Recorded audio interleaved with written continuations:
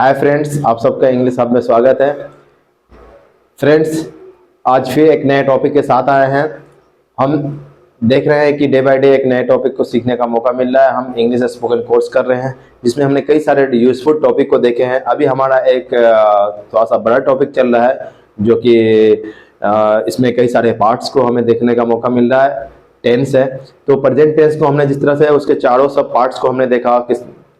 एक तो टेंस के बारे में हमने देखा कि टेंस है क्या, उसका डेफिनेशन क्या है और कितने टाइप के टेंस होते हैं। उसके बाद प्रेजेंट टेंस के बारे में हमने देखा, उसको प्रेजेंट टेंस के 4 फॉर्म्स जो थे, 4 टाइप्स के जो थे, उसको हमने देखा कि सिंपल, कंटिन्यूअस और परफेक्ट टेंस क्या क्या है, उसकी पहचान देखा, उसका यूज देखा। आज हम जो देखने जा रहे हैं फ्रेंड्स, आज जो हम सीखेंगे वो है पास्ट टेंस का लास्ट 4th जो है वो है पास्ट परफेक्ट कंटिन्यूअस। तो फ्रेंड्स, बिना देरी के चलते हैं आज के टॉपिक की ओर। तो जिन्होंने अभी तक चैनल को सब्सक्राइब नहीं किया था, चैनल को सब्सक्राइब कर दे, लाइक कर दे और बेल आइकन को प्रेस कर दे ताकि आपको न्यू अपडेट मिलता रहे। तो फ्रेंड्स, जैसा कि मैंने बताया हूं कि आज का जो टॉपिक है वो है पास्ट परफेक्ट कंटिन्यूअस टेंस। ठीक है, ये पास्ट परफेक्ट कंटिन्यूअस होता क्या है, इसकी हम पहचान कैसे करेंगे। फ्रेंड्स, हम हर एक टॉपिक को एक पहचान बताते हैं ताकि आपको वो टॉपिक आसानी से पहचान में आ जाए। आप स्पोकन में हो, रिटन में हो या कम्युनिकेट करो जब भी, तो आपको आसानी से समझ में आ जाए कि ये बंदा हमसे क्या, किस टेंस में, किस टाइम में बोल रहा है और हमें रिप्लाई कैसे करना है। तो friend, past perfect continuous tense की पहचान क्या है कि जिस भी वाक्य के अंत में क्या रहे, ता रहा था, ती रही थी, ते रहे थे इत्यादि लगा रहे, या रहा था, रही थी लगा रहे और प्लस टाइम लगा रहे। ये ध्यान देना है। सिर्फ रहा था, रही थी रहेगा तो वो पास्ट परफेक्ट कंटिन्यूअस नहीं होगा, वो सिर्फ परफेक्ट कंटिन्यूअस होगा। ठीक है, जैसे कि मैं पढ़ रहा था तो वो पास्ट कंटिन्यूअस होगा या पास्ट इम्परफेक्ट टेंस होगा। ठीक है, लेकिन मैं 2 घंटे से पढ़ रहा था, ये चेंज हो जाएगा। ठीक है, तो रहा था, रही थी, रहे थे के साथ में यहाँ पे टाइम होना बहुत जरूरी है। क्यों? क्योंकि ये पास्ट परफेक्ट कंटिन्यूअस टेंस है। तो पास्ट परफेक्ट कंटिन्यूअस टेंस में या तो ता रहा था, ती रही थी, ते रहे थे इत्यादि ये लगा रहना चाहिए, या फिर रहा था, रही थी के साथ में टाइम हो। अब ये टाइम जो बताएंगे कि किस तरह का टाइम हो, जैसे एग्जांपल में देख लें कि वो 2 घंटे से पढ़ रहा था, यहाँ पे है 2 घंटा दिया है फ्रेंड्स। ठीक है, इसका मतलब है कि कोई लॉन्ग पीरियड ऑफ टाइम तक वो पढ़ रहा है। हम लोग अंग्रेजी बोलते आ रहे थे। ठीक है, हम लोग अंग्रेजी बोलते आ रहे थे, तो ये हमें पता चल जाएगा कि कोई काम भूतकाल में, पास्ट टेंस में लंबे समय तक हो रहा है और अभी भी हो रहा था। ठीक है, मतलब कि भूतकाल में लंबे समय तक हो रहा था। ठीक है, जैसे कि मैं 2 घंटे से बोल रहा था, वो 2010 से अंग्रेजी सीख रही थी। ठीक है, तो वो लंबे टाइम का उसमें पता चल रहा है। ठीक है फ्रेंड, तो इससे पता चलता है कि काम तो हो रहा था पास्ट टेंस पे, लेकिन वो लंबा टाइम था, मतलब काफी वक्त था। या तो टाइम पता था या टाइम नहीं पता था। एक होता है पॉइंट ऑफ टाइम, होता है पीरियड ऑफ टाइम। ठीक है, तो पॉइंट ऑफ टाइम में क्या होता है फ्रेंड, सिंस का यूज करते हैं, पीरियड ऑफ टाइम में फॉर का यूज करते हैं। सिंस का यूज में जैसे एग्जाम्पल में सुबह से 1980 से, ठीक है, सोमवार से, इस सब टाइम, जो टाइम हमें मालूम हो। ठीक है, जो भी टाइम मालूम हो, ठीक है, खास टाइम है, टाइम मालूम है तो उसमें हम सिंस का यूज करेंगे। जो टाइम नहीं मालूम है, जैसे 2 घंटे से, 1 हफ्ते से, 4 दिनों से, ठीक है, कई वर्षों से, कई घंटों से, तो इसमें कुछ पता ही नहीं चल रहा है कि वो घंटा कौन सा है, वो टाइम कौन सा है, वो डे कौन सा है, तो हम इसमें फॉर लगा देंगे। ओके फ्रेंड्स, तो इसके बनाने का रूल क्या है, हमने पहले देखा कि पहचान क्या है पास्ट परफेक्ट कंटिन्यूअस टेंस का, कि रहा था, रही थी, रहे थे में टाइम लगा रहे, या ता रहा था, ती रही थी, ते रहे थे, या किसी सेंटेंस से ये लगे कि पास्ट टेंस में लंबे समय तक काम हो रहा है। ठीक है फ्रेंड, तो उसमें समझ जाएंगे ये पास्ट परफेक्ट कंटिन्यूअस टेंस है। अब इसका बनाने का रूल क्या है फ्रेंड, कि सबसे पहले क्या है कि हम सब्जेक्ट लेंगे, उसके बाद इसमें हैड लेंगे, उसके बाद इसमें बीन लेंगे, BEEN बीन, उसके बाद इसमें वर्ब फॉर का यूज करेंगे, उसके बाद ऑब्जेक्ट हुआ तो ऑब्जेक्ट का यूज करेंगे, उसके बाद सिंस और फॉर, ये दोनों का यूज मैंने बता दिया हूं कि सिंस का फॉर, जैसे कि हमने ऑलरेडी पहले इसका यूज हम कर चुके हैं। प्रेजेंट टेंस में भी हमने सिंस और फॉर का यूज किया है, तो फ्रेंड्स यहाँ पे डाउट नहीं होनी चाहिए। तो सिंस और फॉर का यूज हम करेंगे कब, वो हमें मालूम है कि सिंस का यूज करेंगे जनरली, आप समझ जाओ कि किसी भी टाइम को मालूम हो। ठीक है, जैसे सुबह से, 2010 से, सोमवार से, तो ठीक है, ऐसे में हम सिंस का यूज करेंगे। जो टाइम नहीं मालूम उसमें हम फॉर का यूज करेंगे। इसी को बोलते हैं पीरियड ऑफ टाइम और पॉइंट ऑफ टाइम। ठीक है, अब इसमें क्या है, एक नोट्स हमने दे दिया कि इस टेंस में, किसमें, जो हम आज देख रहे हैं पास्ट परफेक्ट कंटिन्यूअस टेंस में, सभी नंबर पर्सन, एनपी को बोले तो शॉर्ट फॉर्म लिखा हूं मैंने, नंबर पर्सन, सभी नंबर पर्सन के साथ एक तो हैड लगेगा। ठीक है, इसमें हैव नहीं लगेगा या कुछ और नहीं लगेगा, सिर्फ हैड लगेगा, सभी नंबर पर्सन के साथ हैड लगेगा।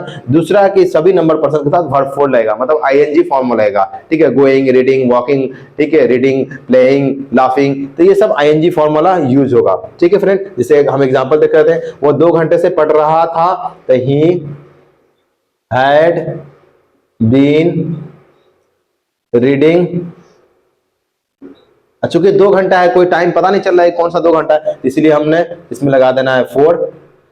ही had been reading for 2 numeric में 2 ऐसे भी लिख सकते हैं, TW2 ऐसे भी लिख सकते हैं, 2 आवर्स कर सकते हैं, HOURS। तो he had been reading for 2 hours, वो 2 घंटे से पढ़ रहा था। दूसरा क्या, हम लोग अंग्रेजी बोलते आ रहे थे, मतलब लंबा समय, इसमें भी लग रहा है, तो यहाँ पे लग सकते हैं वी के साथ भी हैड लगा है, सभी नंबर पर हैड लग रहा है। We had been speaking English, speak हो जाएगा, इसमें वर्ब 4 लग जाएगा तो स्पीकिंग हो जाएगा, स्पीकिंग इंग्लिश।